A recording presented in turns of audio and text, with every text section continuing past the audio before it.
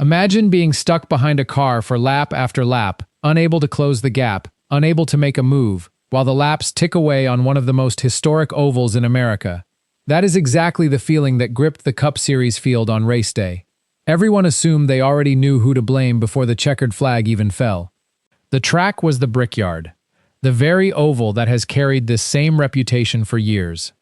The place fans and drivers alike have quietly labeled a difficult track for passing. It was the track everyone already blamed, long before this race even began.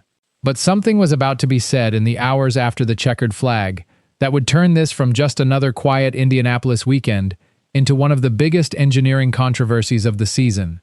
And by the time he was done talking, NASCAR's entire garage would be split in two. At the 2026 Brickyard 400, Corey Heim crossed the line first, while Denny Hamlin came home in fifth. On paper, it looked like a routine result at a track that has fueled the "is Indy just a bad track" debate for years. That old narrative was about to be destroyed completely. If you're new here, welcome to NASCAR Trackline TV, where we break down the biggest storylines shaking up the garage. We're closing in on 1,000 subscribers, so if this kind of breakdown is your thing, hit that subscribe button, drop a like, and leave a comment before we go any further, because this story only gets heavier from here. Denny Hamlin is not just another driver airing frustration after a disappointing finish. He is the current Cup Series points leader, a Joe Gibbs Racing veteran, and one of the most experienced drivers at Indianapolis, with 18 Brickyard 400 starts and top 3 finishes 4 times. So when he speaks about this track, it carries weight most drivers simply do not have. On his own podcast, Hamlin did not blame the racetrack. Instead, he pointed the finger somewhere nobody expected: the car itself. In his words, this is a car problem, not an Indy problem.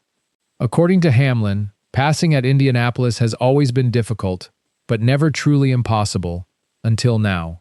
To make his point, Hamlin reached back to 2007, describing the legendary door-to-door battle between Tony Stewart and Kevin Harvick, a pass that once defined what racing at Indianapolis could look like. Per Hamlin, that kind of move is no longer possible with the current car, and fans who remember that battle understand exactly what has been lost. Then came the statistic that stopped the conversation cold. Across the entire field last year, there were only 8 green flag passes after the first lap of a restart. Hamlin explained that the next-gen field keeps getting tighter every single year, and on a single-groove track like Indianapolis, that tightness has become brutal for anyone trying to advance through traffic. From there, Hamlin went deeper into the mechanics of why he believes the car itself is broken. His diagnosis centers on the underbody diffuser, which generates downforce from beneath the car and creates a dirty air wake so severe that trailing cars simply cannot close the distance, no matter how much raw speed they carry.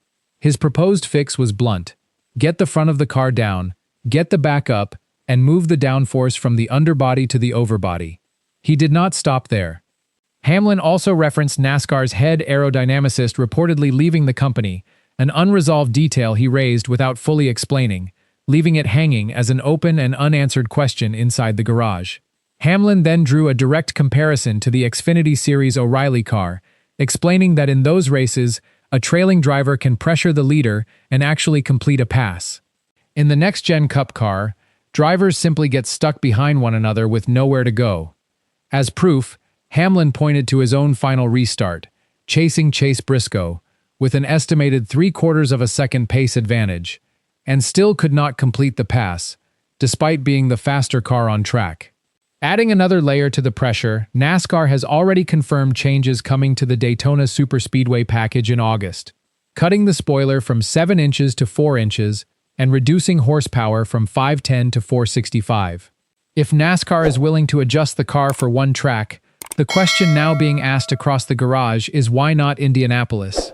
Then the story escalated further. Joey Logano, who finished third, spoke to media in the garage immediately after the race, visibly frustrated with what had just unfolded. His comparison was blunt, that even an Xfinity spec car would put on a better race than the next-gen Cup car at Indianapolis, because drivers cannot get close enough to make a move. 2 championship-level veterans, independently, pointing at the exact same flaw in the same machine. Notably, neither driver dismissed Indianapolis itself. Both defended the track's prestige even while criticizing the car. They were not calling for the race to be scrapped, only for the machine underneath them to be fixed before it gets worse. Reaction from inside the sport followed quickly. Bob Pockrass framed Hamlin's position clearly, noting that Hamlin does not believe the issue is Indianapolis and wants NASCAR to explore changes to the package.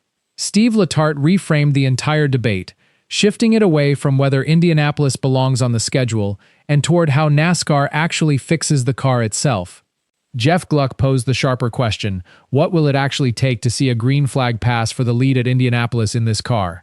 Online, the fanbase split instantly and loudly.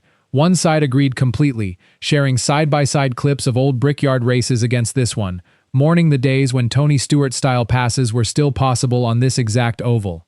The opposing side pushed back hard, arguing Indianapolis has produced flat racing for 30 years, regardless of which car generation was running, and that the car has simply become an easy scapegoat for a track problem that predates it by decades.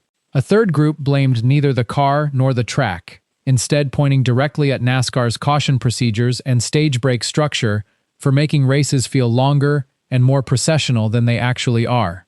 Fueling the fire further, a widely shared recap noted 15 lead changes among 11 leaders across the entire event, but a very small number of those actually happened under green flag conditions rather than during pit cycles, a detail that only added weight to the criticism.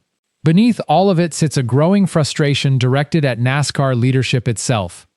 A sense among fans that officials have quietly let historic tracks absorb the blame for what may actually be a deeper engineering failure hiding in plain sight. This is not just about one race, and that is what makes it dangerous for NASCAR. The Brickyard carries decades of prestige, sponsor investment, and national television attention. A crown jewel event slowly becoming a symbol of failure is a far bigger problem than any routine mid-season stop on the calendar. NASCAR now faces a genuinely difficult choice: build an Indianapolis-specific aero package and publicly admit the current car does not work at one of its biggest events, or do nothing and risk an even louder backlash if next year's race looks just as processional as this one did.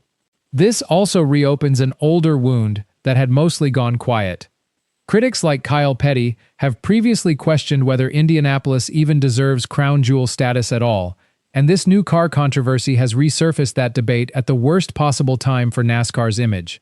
If the field keeps getting tighter every year, as Hamlin himself described it, this passing problem is not going away on its own. It is only going to get louder. Hamlin never claimed to have the full answer, and he was careful not to pretend otherwise. He openly admitted he does not know the exact fix, only that something has to change before this happens again next season. The aerodynamicist departure remains unanswered, unresolved, and still hanging over the entire situation like an unfinished sentence. So the question now sits directly with NASCAR. If the points leader and a former champion are both saying the car, not the track, is the real problem, how much longer can the sport afford to stay silent about it? Right now, the biggest battle in NASCAR is not happening between two cars on the racetrack. It's happening over what the next-gen era becomes next, and nobody inside the garage seems to have a clear answer yet.